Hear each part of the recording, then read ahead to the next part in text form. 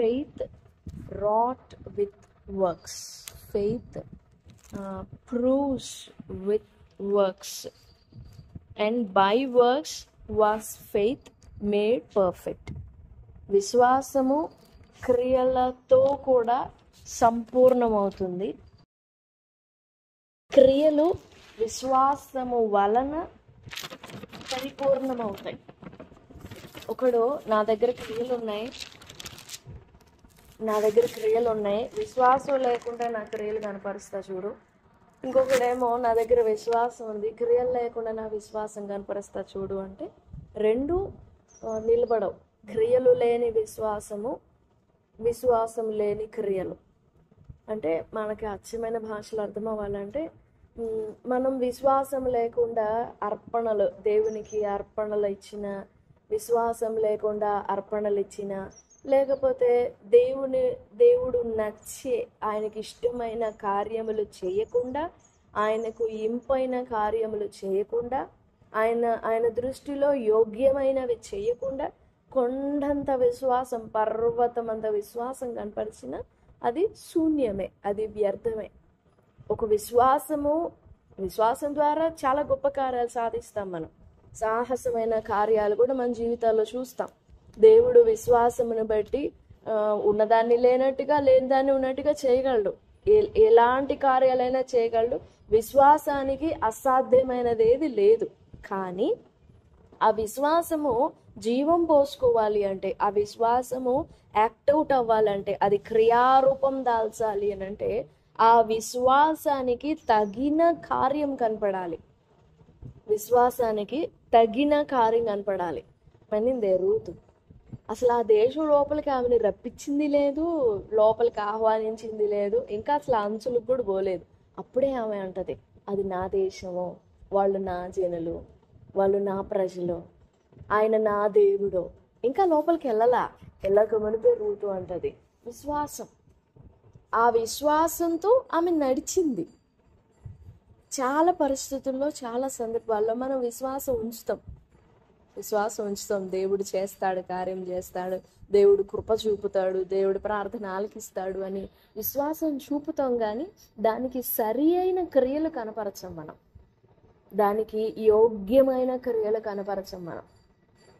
విశ్వాసం ఎప్పుడు నిలబడుతుంది? బ్యాలెన్స్డ్గా నిలబడుతుంది, స్థిరమైన కాంక్రీట్ లెవెల్లో పునాదులు వేసుకొని నిలబడుతుంది. అంటే దానికి సరిపడిన క్రియలు దానికి ఆధారం అవ్వాలి. అదే ఆ మాట చెప్తుంది. విశ్వాసము అతని క్రియలతో కూడా కార్యసిద్ధి కలుగజేసెను. Faith seest thou how faith wrought with his works.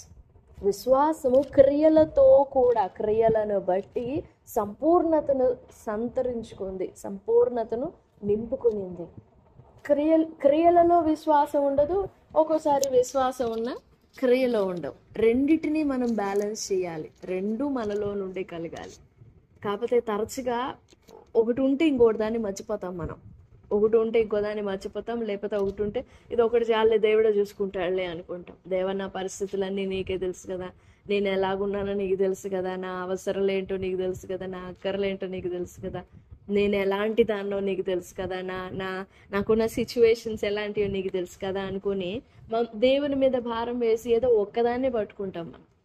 కానీ మన విశ్వాసం గెలుపొందాలన్నా, విశ్వాసం గణపరచబడాలన్నా, విశ్వాసం నిలబడాలన్నా దానికి సరిపడిన కార్యాలు, దానికి సరిపడిన క్రియలు ఆధారం అవ్వాలి. మన క్రియలు సంపూర్ణత పొందాలి అన్న అందులో విశ్వాసం ఉండాలి.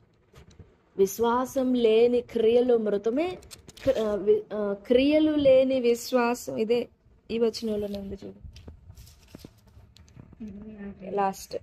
ప్రాణం లేని శరీరం ఎలాగ మృతమో అలాగే క్రియలు లేని విశ్వాసం.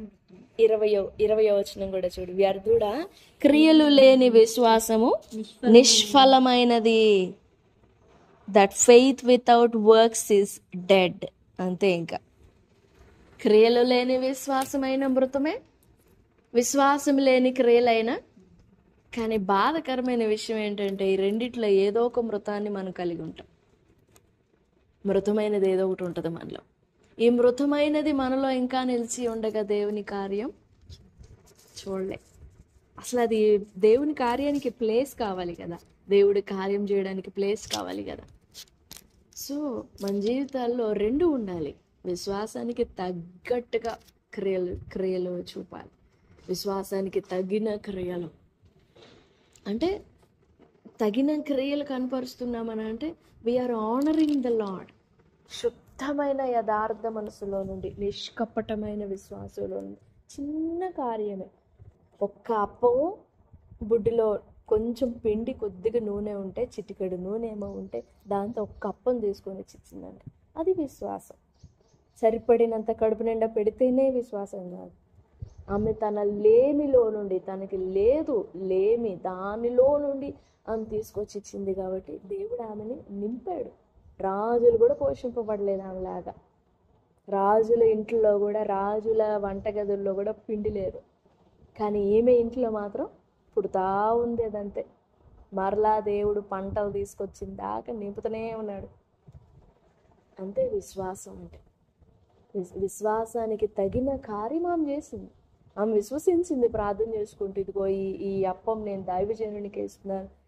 దైవజనుడని ప్రవక్త అని ఒక గిన్నెడు చన్నీళ్ళు ఇచ్చేవాడు. గిన్నె చన్నీళ్ళు ఏం భాగ్యం అసలు. 5 ఒక లెక్క, కానీ దాన్ని కూడా దేవుడు లెక్కిస్తాడంట. ఒక్క గిన్నెడు చన్నీళ్ళు దైవజనుడు అని ఆమె ఎంత గౌరవంతో ఇచ్చిందో, తన ప్రాణము తన బిడ్డ ప్రాణాన్ని అట్లా పణంగా పెట్టి దైవజనునికి ఇచ్చిందో దేవుడు ఆ కుటుంబాన్ని కనపరిచాడు. దైవజనుని మీద గౌరవంతో చేసిన దాన్ని ఆయన తృణీకరించలేదు. ఆమె చేసిన విశ్వసించింది, నేను దైవజనునికి ఇస్తున్నాను, దానికి క్రియ కనపరిచింది. పిండి బిసుకుతూ కన్నీళ్లతో తడుపుకొని పిండి రొట్టె చేసుకొని రాలేదు, విశ్వాసంతో తీసుకొని వచ్చింది. సో ఆ విశ్వాసాన్ని దేవుడు భాగ్యవంతురాలిగా చేశాడు. మన జీవితంలో కూడా అంతే. సరి అయిన క్రియలు ఉండాలి. మన క్రియలు సరి అయినవిగా, సంపూర్ణమైనవిగా ఉండాలి. నేను చదువుకున్నాను కదా, నీ క్రియలు నీ సహనం నేను ఎరుగుదును. మన క్రియలన్నీ కూడా విశ్వాస సహితమైనవై ఉండాలి. అలా ప్రభు సన్నిధిలో వేడుకుందాం. దేవా, అరకొరగా మృతమైనది ఏది నాలో లేకుండా నన్ను శుద్ధి చేయి. మృతమైన క్రియలు కానీ, మృతమైన విశ్వాసం కానీ నాలో ఉండకూడదు, నాకు సహాయపడు అని ప్రభు సన్నిధిలో వేడుకుందాం. దేవుడి మాటలు మన వినికిడిలో దీవించుగాక. ఆమేన్.